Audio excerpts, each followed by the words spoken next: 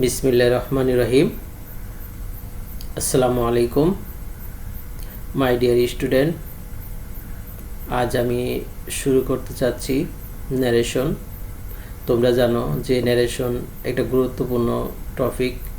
ন্যারেশনটা ভালো করে শিখতে হলে টেন্স অবশ্যই জানা থাকতে হবে। তো যারা টেন্স দুর্বল আছো তারা আমার আগের কন্টেন্টে ভালোভাবে দেখে শিখে তারপরে এটা ন্যারেশনটা আয়ত্ত করবে, তাহলে তোমাদের জন্য খুবই সহজ হবে। নো পাইন্স নো গাইন্স, চেষ্টা ছাড়া সফলতা লাভ করা যায় না। তোমরা যারা চেষ্টা করো বেটার। ন্যারেশন করতে যারা বিশেষভাবে অনেকে অনুরোধ করেছিলে, তার মধ্যে Ashraf, Asadul, Lamia, Tanisha, Tahin, Sinthia, Mushfika, Afrin, Minhaj. Best of luck. Narration বা স্পিচ। উক্তি, সাবজেক্টের পরিবর্তন। আই থাকলে হি সি, উই থাকলে দে, ইউ থাকলে আই অথবা ইউ। তোমরা সাবজেক্টের পরিবর্তন অবশ্যই খেয়াল রাখবে। ভার্বের পরিবর্তন, মডেল অক্সিলারি ভার্বগুলো এর পরিবর্তন। মে থাকলে মাইট, ক্যান থাকলে কুড, শেল থাকলে শুড, উইল থাকলে উড। এই মডেল অক্সিলারি ভার্বগুলাই ভালোভাবে খেয়াল রাখবে। টেন্সের পরিবর্তন। টেন্সের পরিবর্তন করতে হলে সাথে সাথে অক্সিলারি ভার্বগুলো খেয়াল রাখবে এবং মনে রাখবে। প্রথমে তোমরা টেন্সগুলো ভালোভাবে মনে রাখবে। টেন্স কিভাবে পরিবর্তন হয়। প্রথম অংশে ডিরেক্টে কি থাকে, ইনডিরেক্টে কি থাকে, এগুলো আগে ভালো করে খেয়াল রাখবে। তাহলে কি প্রেজেন্ট ইনডিফিনিট ডু ডাস হবে না, পাস্ট ইনডিফিনিটে ডিড হবে না, present continuous am is are, past continuous was were. Present পারফেক্টে হ্যাভ হ্যাজ থাকলে কি হবে, পাস্ট পারফেক্ট টেন্স হবে হ্যাড। প্রেজেন্ট পারফেক্ট কন্টিনিউয়াসে have been, has been, past perfect কন্টিনিউয়াসে হ্যাড বিন। তাহলে বাম পাশের এগুলো হবে হলো কি, এই বাম পাশের এগুলো হবে হলো ডিরেক্ট, আর ডান পাশের এগুলো হবে ইনডিরেক্ট। তো এগুলো একটু এইভাবেই খেয়াল রাখবে। তো প্রেজেন্টের 4টা, পাস্টের 4টা প্রথম, পরে 5 নম্বরে past indefinite tense, past perfect tense had, past continuous was war, past perfect continuous had been. তাহলে দেখো পাস্ট পারফেক্ট টেন্স আবার had, past perfect tense had, এটা এই টেন্সে এটাই হবে। অর্থাৎ পাস্ট পারফেক্ট থাকলে পাস্ট পারফেক্টই হবে। আর 7 আর 8 একই রকম, past perfect continuous had been, past perfect continuous had been. অর্থাৎ এই 7 আর 8 যেটা হ্যাড দে ছিল ওটা একই রকম। তাহলে 9 নম্বর future indefinite tense shall will, future in the past should would. তাহলে এগুলো এই টেন্সের পরিবর্তনগুলো অবশ্যই ভালোভাবে মুখস্থ করবে এবং লিখে লিখে শিখবে। এবার আমরা দেখব এই এক বাক্যে 9টি টেন্সের পাশাপাশি কিভাবে পরিবর্তন হয়। এটা যদি আমরা খেয়াল রাখতে পারি তাহলে সাধারণ যে অ্যাফার্মেটিভ বা নেগেটিভ করার বেলায় যে হয় এগুলো তোমরা এক বাক্যে 9টি শিখলে অন্যগুলো পারবে। ব্যতিক্রমগুলো যাব তার আগে আমরা এখানে যে টেন্সের পরিবর্তন পাশাপাশি উদাহরণ আছে এগুলো আমরা শিখব। প্রেজেন্ট ইনডিফিনিট টেন্সের ডিরেক্ট থাকলে কি হয়, he says I play football in the afternoon. তাতে ইনডাইরেক্ট যদি করি কি পরিবর্তন আছে, পাস্ট ইনডিফিনিট করতে হবে। প্রেজেন্ট ইনডিফিনিট আছে, পাস্ট ইনডিফিনিট আমরা তৈরি করব। তাহলে হি সেইড আগে ছিল কি হি সেজ, এখন কি হবে হি সেইড দ্যাট, সাধারণ বেলা ড্যাট হয়। আয়ের পরিবর্তে কি হবে, আমরা আগেই পড়েছি আয়ের পরিবর্তে হি। তাহলে পাস্ট ইনডিফিনিটের ভার্বের 2 নং রূপ past form played football in the afternoon. আমরা মূল বিষয় হলো শেষের দিকে আমরা এত খেয়াল না করলে চলবে, তবে মূলটা হলো ডেটের পরে সাবজেক্ট পরিবর্তন এবং টেন্স অনুযায়ী ভার্ব পরিবর্তন, এগুলো তোমরা খেয়াল রাখবে। প্রেজেন্ট কন্টিনিউয়াস টেন্স হলে তাহলে একটা বাক্য হি said I am playing football in the afternoon, তাহলে কি হলো past continuous tense. Present continuous tense, past continuous tense. তাহলে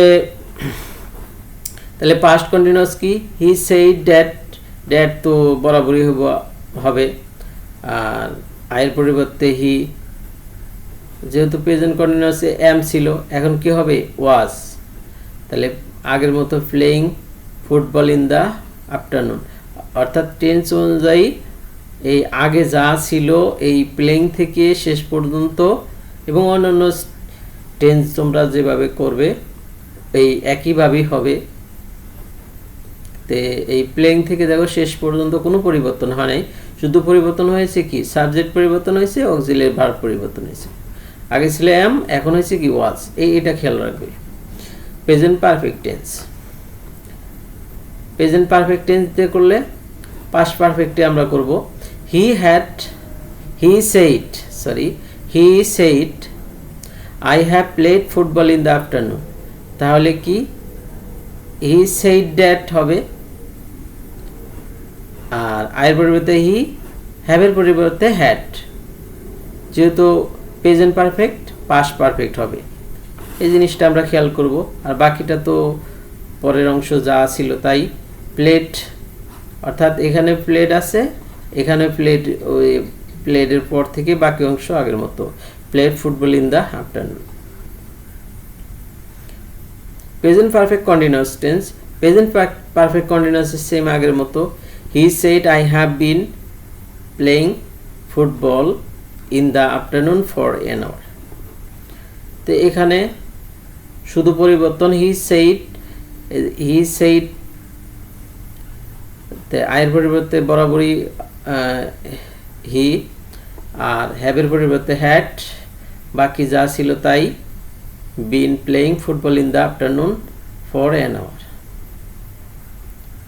আমরা বড় সেন্টেন্স দেখে যে ঘাবড়িয়ে যাব তা কিন্তু না, বড় সেন্টেন্স দেখে যে ঘাবড়ে যাব বা এটা কেমন হবে এইসব চিন্তা করার কোনো প্রয়োজন নেই। আমার দেখতে হবে সাবজেক্টের পরে কি আছে, সাবজেক্টটা কি আছে, আর অক্সিলারি ভার্ব, প্রথম অক্সিলারি ভার্বটা, যে অক্সিলারি ভার্বের প্রথম অংশটা আমরা খেয়াল করব। এখানে অক্সিলারি ভার্বটা কি হ্যাভ আছে, আর এখানে কি আছে হ্যাভের পরিবর্তে হ্যাড, শেষ। আর সাবজেক্ট আয়ের পরিবর্তে হি হয়েছে, শেষ। এটাই খেয়াল করব, আর অন্য কিছু দেখার প্রয়োজন নেই। পাস্ট ইনডিফিনিট টেন্স, তাই আমরা 4টা প্রেজেন্টের শেষ হয়ে গেল।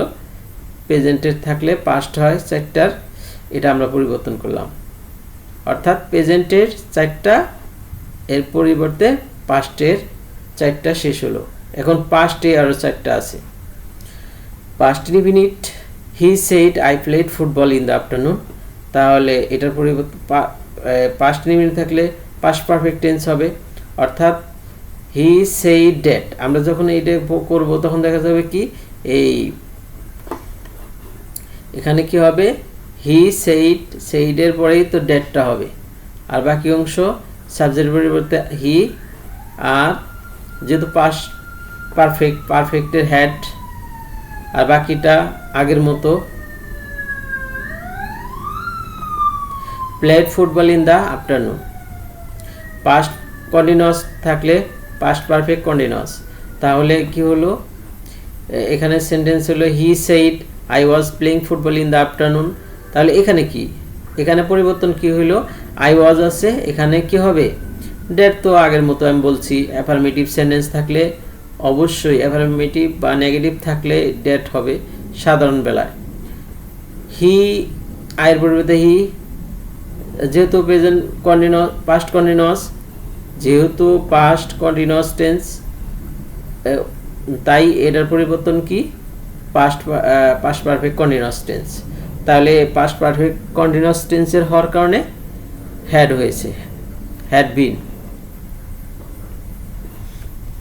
এইটুকুই পরিবর্তন। অর্থাৎ had been playing football in the afternoon, অর্থাৎ এখানে শুধু হ্যাড বিন, এই বিনটাই অতিরিক্ত হয়েছে।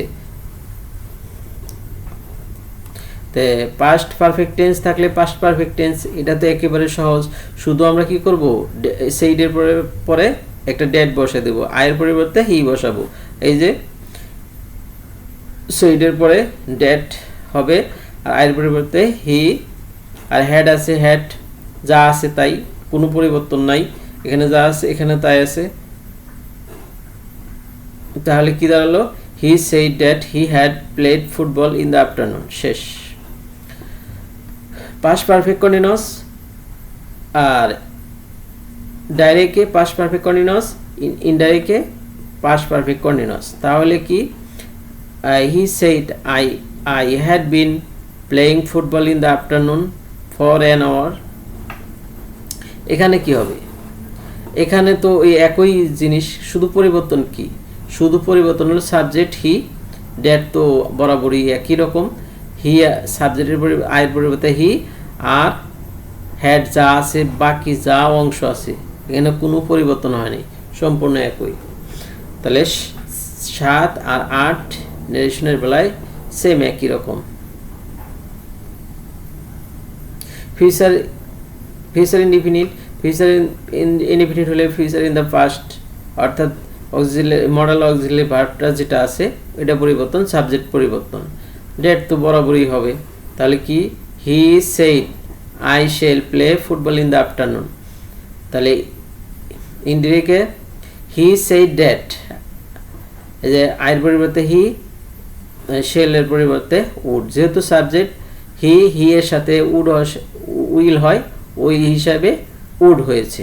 তাহলে play football in the afternoon. তোমরা এটা খেয়াল করবে এবং মনোযোগ দিয়ে দেখবে, মনোযোগ দিয়ে যদি না দেখো তাহলে এটা কখনোই সম্ভব না।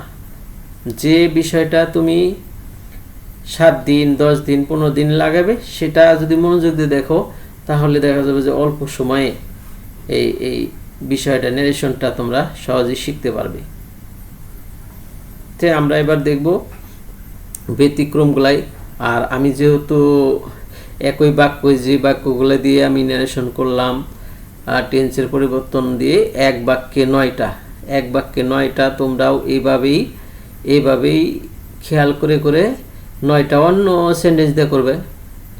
যে হি says I eat rice in the morning, তোমরা এটা দিয়ে করতে পারো, এটা দিয়ে তোমরা 9টা বাক্য বানায়া করবা। এটা দিয়ে যদি তোমরা 9টা বাক্য বানায়া করতে পারো তাহলে তোমাদের অনেকটা আয়ত্ত এসে যাবে, সহজে তোমরা পারবা।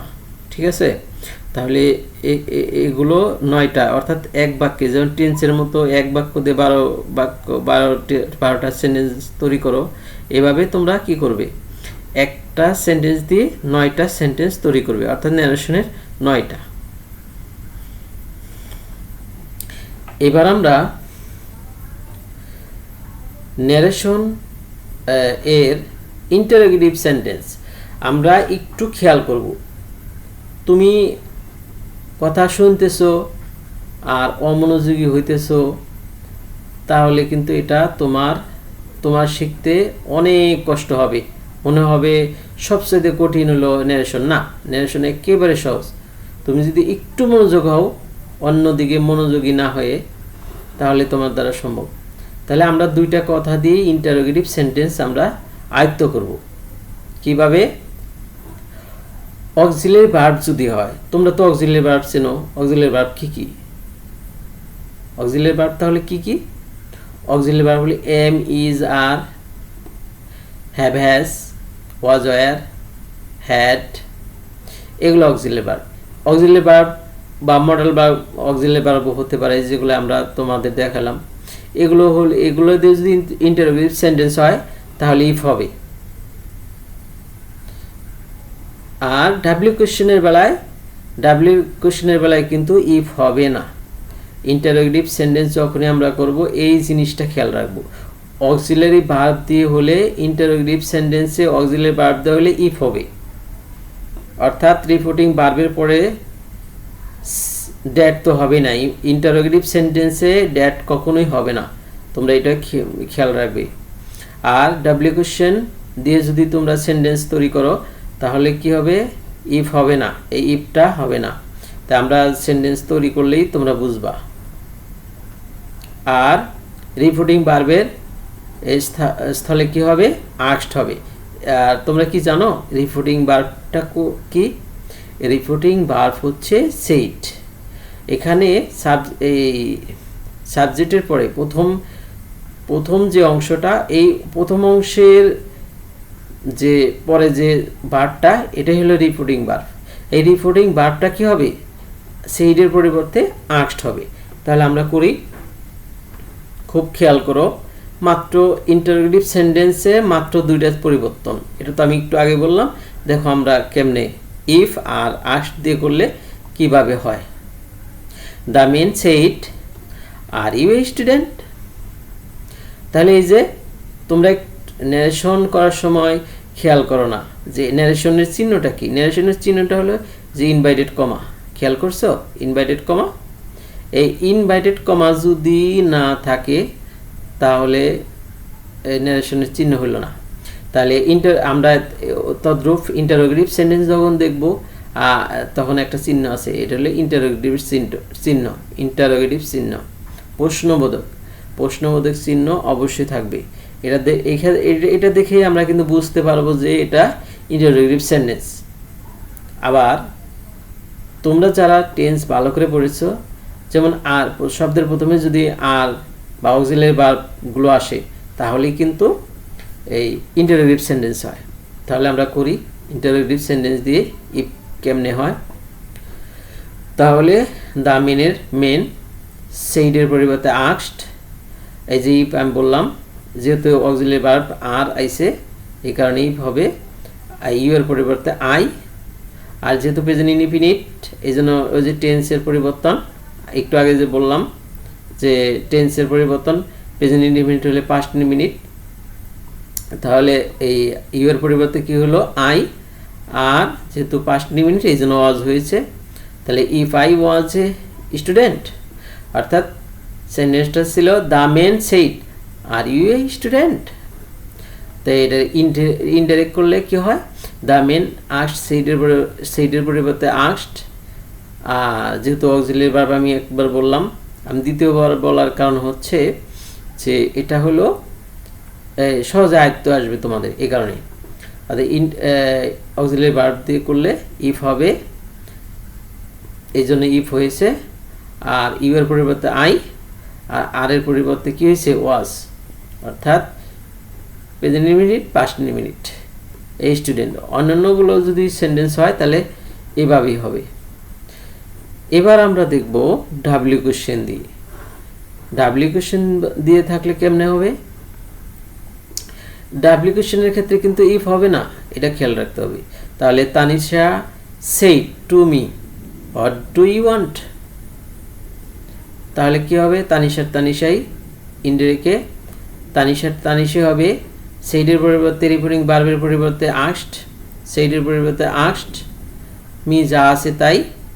তাহলে হোয়াটের হোয়াট ইফ হলো না, ইন্টারোগেটিভ সেন্টেন্স হলে যে ইফ হবে তা না, ডাব্লিউ কোশ্চেন থাকলে ডাব্লিউ কোশ্চেন, ইফ হবে না এখন। তাহলে ইউর পরিবর্তে আই, যেহেতু পাস্ট ইনডিফিনিট এই জন্য ওয়ান্টেড। এটাই সুন্দর করে খেয়াল রাখবে, তাহলে তোমরা সহজে এটা পারবে। এবার আমরা ন্যারেশনের ইম্পারেটিভ সেন্টেন্স করব। একটু মনোযোগ দাও, অ্যাটেনশন যতটা তোমার থাকবে ততটাই তুমি মেধাবী স্টুডেন্ট হবে। অ্যাটেনশন হলো আসল। আল্লাহ তাআলা যদি আমাদেরকে সহযোগিতা করেন তাহলে সহজে পারবো। আর তার জন্য অবশ্যই ভালো ছাত্র হতে হলে অবশ্যই অ্যাটেনশনটা খুবই মোস্ট ইম্পর্টেন্ট। ইম্পারেটিভ সেন্টেন্স করলে যেহেতু ব্যাপক অনেক সময় অমনোযোগী হয়ে যাও যে এই সেন্টেন্সটা এত কঠিন কেন, এই সেন্টেন্সের ইম্পারেটিভ সেন্টেন্সের এই ন্যারেশন অনেক কঠিন মনে করো। আসলে কঠিন বলতে কিছু নাই, কঠিন নাই, একেবারে সহজ। তোমরা যদি ইম্পারেটিভ সেন্টেন্স মনোযোগ দিয়ে যদি এই কন্টেন্টটা ভালো করে দেখো এবং খাতা নিয়ে নিয়ে লিখে লিখে যদি শেখো তাহলে তোমরা সহজে পারবে। তাই আমরা ইম্পারেটিভ সেন্টেন্সের অর্ডার দিয়ে করব। রিপোর্টিং ভার্বের ক্ষেত্রে অর্ডার হবে। আচ্ছা, অর্ডার হলো, অর্ডার কে কারা করে? মুরব্বীরা, মা বাবা, শিক্ষক, এরা অর্ডার করে। অর্ডার মানে আদেশ করা। তো আমরা দেখি অর্ডার দিয়ে আমরা যে সেন্টেন্স তৈরি করব সেটা কিভাবে। Father said to me go home at once. তাহলে ইনডিরেক্টেও কি হবে? ফাদার এই সেইডের পরিবর্তে অর্ডারড মি। আর যেহেতু ইম্পারেটিভ সেন্টেন্স, এটার স্ট্রাকচারটা দিলাম না, তোমাদের সহজে যাতে বোঝো এবং অল্প সময়ে যাতে বুঝতে পারো এই জন্য আমি এটা এভাবে দিয়েছি। তাহলে কি সেইডের পরিবর্তে অর্ডারড আর মি, এই টুটা বাদ যাবে। এখন মূল ভার্বের আগে একটা টু বসায় দিয়ে বাকি অংশ যা আছে তাই। তাহলে কি হলো? ফাদার সেইড টু মি, ডিরেক্টে আছে কি? Father said to me go home at once. তো ইনডিরেক্টে ফাদার অর্ডারড, সেইডের পরিবর্তে অর্ডারড, মি টু বাদ। আর এখানে মূল ভার্বের আগে, প্রিন্সিপাল ভার্বের আগে একটা টু। ইম্পারেটিভ সেন্টেন্স করতে হলেই এই টুটা বসাতে হবে মূল ভার্বের আগে। অবশ্যই একটু ব্যতিক্রম আছে, ওটাও আমরা করব একটু পরে। তো এখন যেভাবে আছে এইভাবে দেখি। তাহলে গোর আগে যেহেতু প্রিন্সিপাল ভার্বের আগে একটা টু বসে, আর বাকি অংশ যা আছে তাই। এবার আমরা দ্বিতীয়টা দেখব।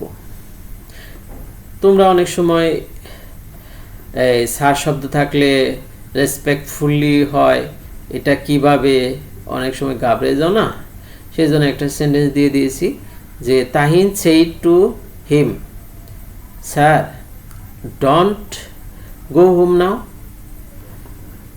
এটারে ইনডিরেক্ট করলে কি হবে? তাহিন এই সেইডের পরিবর্তে যেহেতু এটা নেগেটিভ আছে এই জন্য ফরবেট হিম, টু বাদ হিমের হিম। আর যেহেতু সার শব্দটি আছে, এই যে আমি বললাম একটু আগে যে সার শব্দ থাকার কারণে একটা পরিবর্তন, যেহেতু স্যার সম্মানী লোক, এই জন্য রেসপেক্টফুলি এই শব্দটা বসাতে হবে, রেসপেক্টফুলি। আর আমি তো একটু আগে বলছি যে প্রিন্সিপাল ভার্বের আগে টু বসবে। তাহলে হোম নাও আছে, দেন হবে,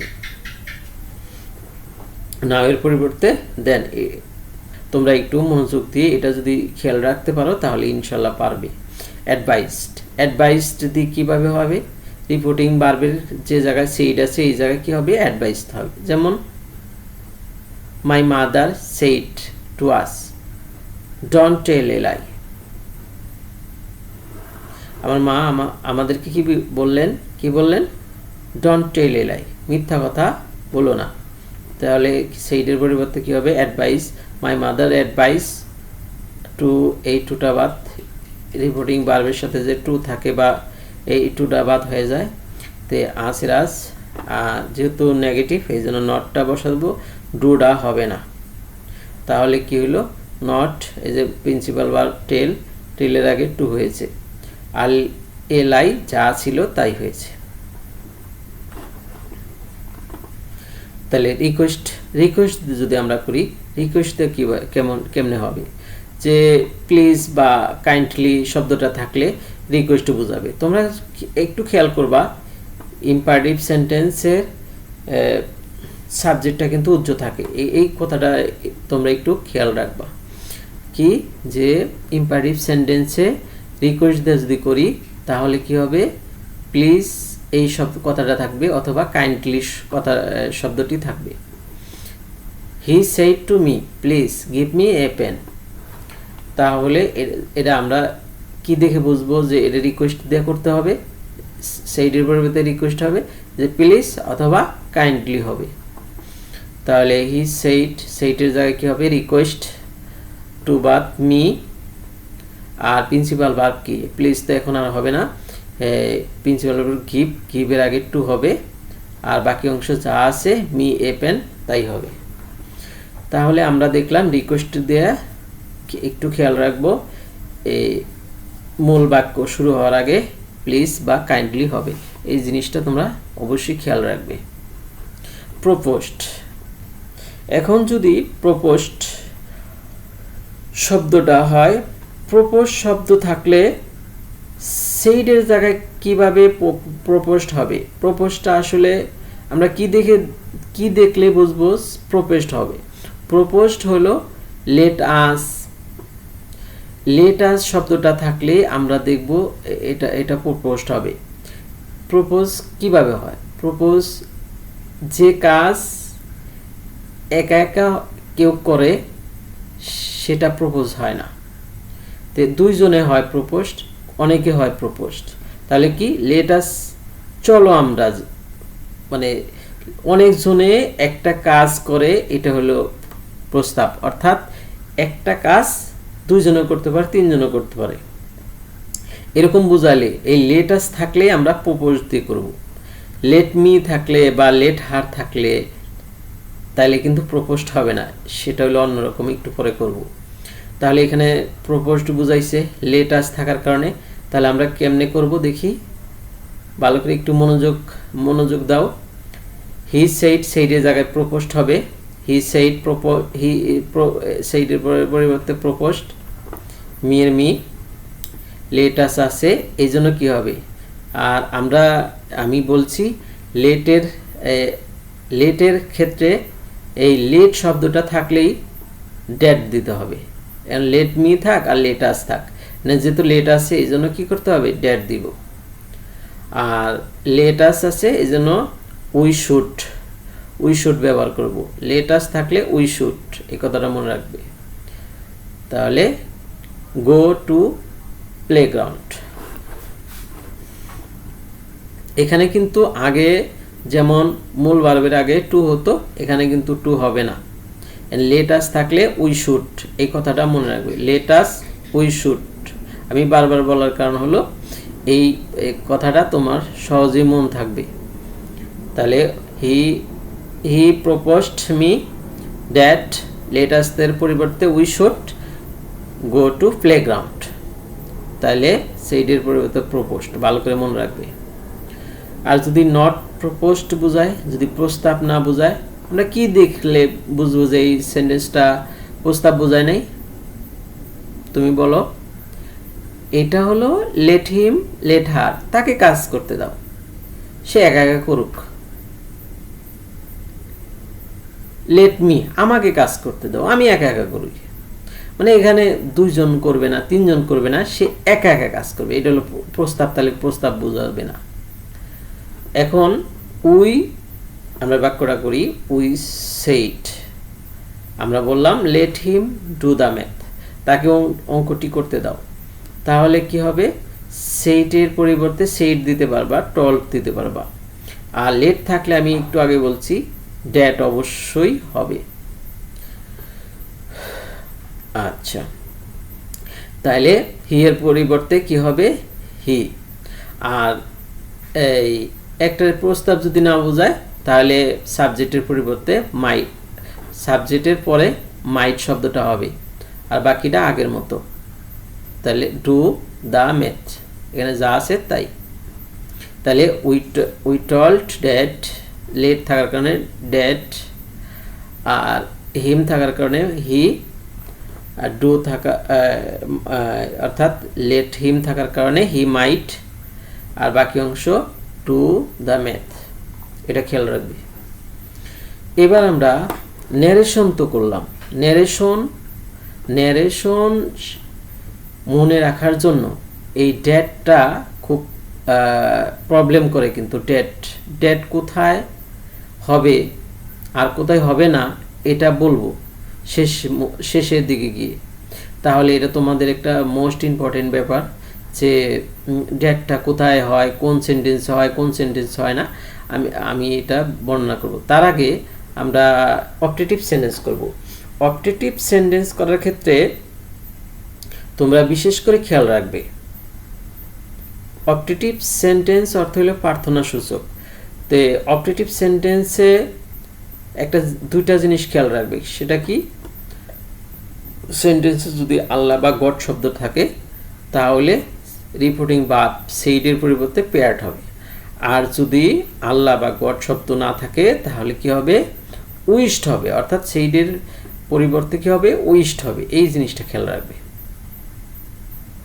তাহলে আমি কি বলছি, দুইটা বিষয়, যে আল্লাহ শব্দটা থাকলে, আল্লাহ বা গড শব্দ থাকলে পেয়ার্ড হবে, সেইডের পরিবর্তে পেয়ার্ড হবে, অর্থাৎ রিপোর্টিং ভার্বের পরিবর্তে পেয়ার্ড হবে। আর আল্লাহ শব্দটা না থাকলে তাহলে কি হবে, উইশড হবে। এই দুইটা জিনিস তোমরা অবশ্যই খেয়াল রাখবে, তাহলে দেখবে অপটেটিভ সেন্টেন্স তোমাদের জন্য কোনো ম্যাটার না। তাহলে আমরা করি, mother said to me, may আল্লাহ ব্লেস ইউ। তা এখানে সাবজেক্ট মাদার, মাদার আসছে, সেইডের পরিবর্তে পেয়ার্ড, যেহেতু আল্লাহ শব্দ আছে এই জন্য পেয়ার্ড হবে। আর অপটেটিভ সেন্টেন্সে অবশ্যই ড্যাট হবে, ড্যাট বসাবে, আল্লাহ সাবজেক্ট, এখানে আল্লাহ, আল্লাহ মাইট, মে আছে মাইট হবে, ব্লেস মি, ইউর পরিবর্তে মি হবে। আচ্ছা, এবার দেখব উইশড দিয়া, উইশড দিয়ে যে অপটেটিভ সেন্টেন্স হয় সেটা, he said to him, may you live long. তাহলে সেইডের পরিবর্তে কি উইশড হয়েছে, কি কারণে, এখানে আল্লাহ বা গড শব্দ না থাকার কারণে পেয়ার্ড হয় নাই, উইশড হয়েছে। আর যেহেতু অপটেটিভ সেন্টেন্স ড্যাট হবে, অবশ্যই ড্যাট বসাবে, আর ইউর পরিবর্তে হি মাইট লিভ লং, অর্থাৎ মেয়ের পরিবর্তে মাইট, আর বাকি অংশ এই যে লিভ লং হয়েছে। তোমরা একটু গুরুত্ব দিয়ে এই বিষয়টা খেয়াল রাখবে। এবার আমরা ন্যারেশনের এক্সক্লেমেটরি সেন্টেন্স ভালোভাবে খেয়াল রাখব। এই সেন্টেন্সটা, প্রত্যেকটা বিষয়ই most important in a student life. Exclamatory sentence দুইভাবে হয়। এক্সক্লেমেটরি সেন্টেন্স কি দুইভাবে হয়, একটা হলো আনন্দ বুঝাইলে, আর একটা হলো দুঃখ বুঝাইলে। তে আনন্দ বুঝাইলে কি হয়, এক্সক্লেমড উইথ জয়, আর দুঃখ বুঝাইলে কি হয়, এক্সক্লেম উইথ সরো। এই দুইটা জিনিসটা আমরা এই এক্সক্লেমেটরি সেন্টেন্স যদি আমরা মনে রাখতে পারি, যে রিপোর্টিং ভার্বের ক্ষেত্রে কোন দুইটা জিনিস হয় এক্সক্লেমেটরি সেন্টেন্সে, তোমরা বলো। একটা হলো এক্সক্লেম উইথ জয়, আর একটা হলো এক্সক্লেম উইথ সরো। তাহলে আমরা প্রথমে এক্সক্লেম উইথ জয় দিয়ে করব। আর আমরা এই এক্সক্লেমেটরি সেন্টেন্স কিভাবে চিনব, অবশ্যই বাক্যের মধ্যে নোট অফ এক্সক্লেমেশন এই চিহ্নটা থাকবে। আর হুররা অথবা এলাস থাকবে। আনন্দ বুঝালে হুররা হবে, আর তাহলে বুঝলাম যে হুররা থাকার কারণে হুররা আনন্দ বুঝাইছে। আমরা অনেক সময় বলি হুররা, আমরা কি মজা, আমরা অনেক কিছু অনেক ভালো ফলাফল করেছি, আমরা অনেক আম টোকাইতে গেলে অনেক আমরা আনন্দই কিন্তু বলি যে হুররা শব্দটা আসলে কি, আনন্দের বেলায় বসে। এই জিনিসটা তোমরা এইভাবে খেয়াল রাখবা। আর এলাস, আহা কি অবস্থা, তো এলাসটা হলো দুঃখ বা বেদনার সময় এটা ব্যবহার হয়। তা আচ্ছা যাক, আমরা এই সেন্টেন্স করি। The student said হুররা we have got GPA 5। তো এটা ইনডিরেক্ট করলে কি হবে, ডিরেক্ট থেকে ইনডিরেক্ট করলে দ্য স্টুডেন্ট, এই সেইডের পরিবর্তে রিপোর্টিং ভার্ব, এই ভার্বটা কি হবে, পরিবর্তন হয়ে যাবে এক্সক্লেম উইথ জয়। আমি আগে বলছিলাম যে এক্সক্লেমেটরি সেন্টেন্স হলে দুইটা চিহ্ন, আনন্দ বোঝালে কি হবে, এই হুররার পরিবর্তে হুররাটা থাকলেই এক্সক্লেম উইথ জয় হবে, এবং এক্সক্লেমেটরি সেন্টেন্সেও ড্যাট হবে। আর একটা জিনিস খেয়াল রাখবো, এক্সক্লেমেটরি সেন্টেন্সেও ড্যাট হবে। আচ্ছা, উইয়ের পরিবর্তে কি হবে, দে, যেহেতু টেন্সের পরিবর্তন হ্যাভের পরিবর্তে হ্যাড, অর্থাৎ এটা প্রেজেন্ট পারফেক্ট টেন্স আছে, এই জন্য পাস্ট পারফেক্ট টেন্স হবে হ্যাড। আর গড জিপিএ 5 যা আছে তাই গড জিপিএ 5। তাহলে আমরা এটা সহজেই পারলাম, আনন্দ বুঝেছি, এই জন্য এই সাবজেক্টের পরিবর্তে এক্সক্লেম উইথ জয়। আর অবশ্যই এক্সক্লেমেটরি সেন্টেন্সে ড্যাট হবে, আর উইয়ের পরিবর্তে কি হবে, দে। হ্যাভের পরিবর্তে হ্যাড। আর যা আছে গড জিপিএ 5, এখানেও গড জিপিএ 5ই হয়েছে। এবার আমরা দেখব এলাস দিয়ে। He said to me, alas I could not help you, আমি তোমাকে সাহায্য করতে পারলাম না। তাহলে কি, সেইডের পরিবর্তে এক্সক্লেম উইথ সরো। এই যে আমি বলেছিলাম প্রথমেই যে যদি এলাস হয় এই শব্দটা থাকে তাহলে অবশ্যই দেখবো আমরা এটা এক্সক্লেমেটরি সেন্টেন্স। আর এক্সক্লেমেটরি সেন্টেন্স হলেই রিপোর্টিং ভার্বে কি হবে, সেইডের পরিবর্তে এক্সক্লেম উইথ সরো। আর একটা ডেট তো হবেই।